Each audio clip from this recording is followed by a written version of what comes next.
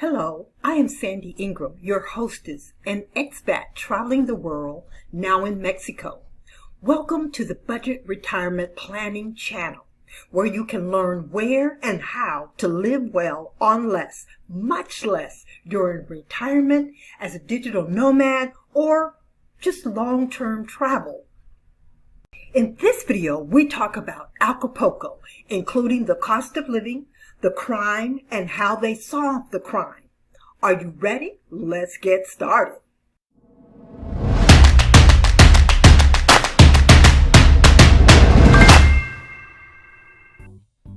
The fact that the State of Guerrero is on the U.S. State Department's travel warning list means little to the economy of Acapulco, and here's why. There are over 21 million people living in and around Mexico City. And if you live in Acapulco, then you know each week thousands of visitors arrive in town from Mexico City. The state reported more than 1.3 million visitors, both domestic and international, with an average hotel occupancy rate of 80.5% in 2017. Now, 2017 was one of the most violent years on record for Acapulco.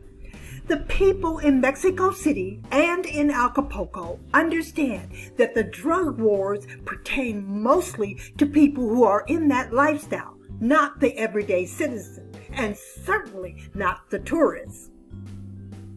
It is safe to say there are lots and lots of people in town each weekend, starting with Thursday night to midday Monday. Acapulco is to Mexico City what Las Vegas is to America. Yes, there are gambling casinos in Acapulco, along with great beaches, views, nightclubs, and tours. Most of the visitors come for 3 or 4 days, beginning on Friday. This ongoing party is not what this video is about. The information I want to share with you surrounds the cheap cost of living in Acapulco, the crime, and the exclusive and gorgeous properties that are being sold in Acapulco to investors from all over the world, except America. Acapulco is a haven for affordable beachfront and sea view properties with a low vacancy factor when it comes to vacation rentals. Investors earn an entire month's rent in one weekend when they rent their properties as a vacation rental. If you want to stay for 1, 2, 3, or even 6 months, the price goes down, way down. Here's what many expats in Acapulco have done. They rent a house on the hill that is run down, or they rent an apartment with a view of the sea that is run down. They fix it up. They fix the property up. They continue to pay $200 to $300 a month in rent for years. This is one way that many expats live so cheaply in Acapulco. When you rent a place that is already fixed up, the rents are higher, yet still affordable. My large studio on the hill above the newer section of Acapulco had a view of the city, the bay, internet, and a swimming pool for $250 a month. Plus, I paid the water bill. It also had air conditioning. If you were smart, like most of the long-term expats in Acapulco, you purchased your condo years ago. If not, you can expect to pay $500 to $1,000 for a beachfront high-rise condo in Old Town, Acapulco. Twice that for beachfront condos in the new section of Acapulco. The public transportation is great and only costs 10 to 12 pesos. You can select air-conditioned buses or buses with loud hip-hop music. There are no transfers. Each time you get on the bus, you pay. Catching the bus on the main street is always a delight. The main street runs parallel to the sea, and there are always glimpses of the beaches in Old Town especially. At the time this video was published, the exchange rate is around 20 pesos to $1 US. The cost of food depends on where you shop. You can shop at Walmart. Your monthly food costs can be higher than if you shop at the local markets where most of the local people shop. The locals do not earn much money. The average salary can range from $500 to $800 a month. The food cost fits into the budget for the local people.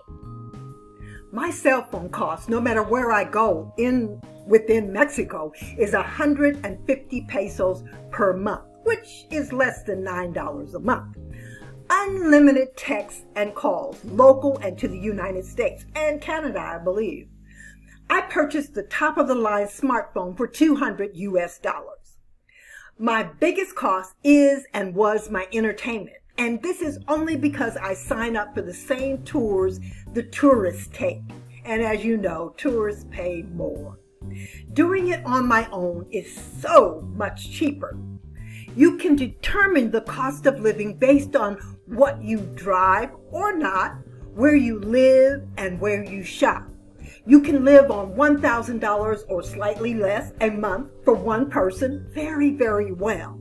Or you can also live on $2,000 for one person a month in pure luxury. A visit to the doctor in the wealthy part of town cost me around $25. Medication is extremely affordable and can usually be purchased without a prescription.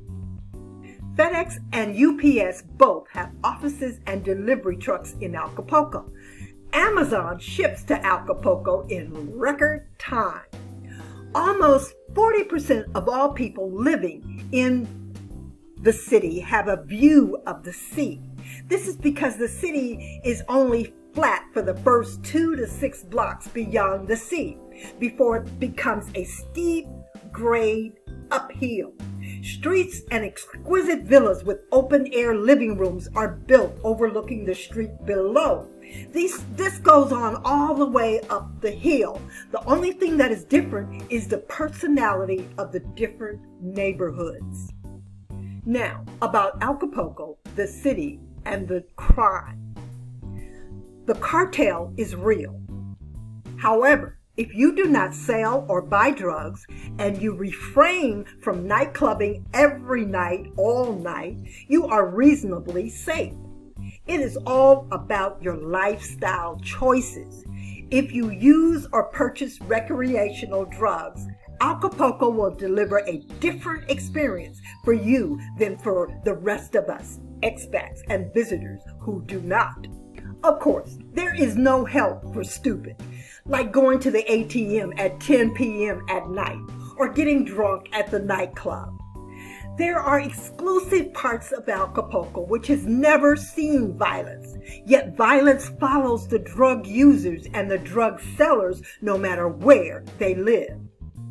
Nowhere else in the world has over 200 city police officers disappeared off the face of the earth, and no one is talking. This goes deeper than the locals purchasing recreational drugs outside of the area in which they live. This cartel conflict ultimately surrounds the distribution flow of drugs into the United States. There are lots and lots of police in groups of threes walking the main streets, the malls, the public hotspots with machine guns strapped over their shoulders. They are everywhere, and this one government action has brought about a resemblance of law and order. No one wants to argue with a machine gun. The city went from being the most dangerous city on the North American continent to a much, much safer city within the span of 3 years.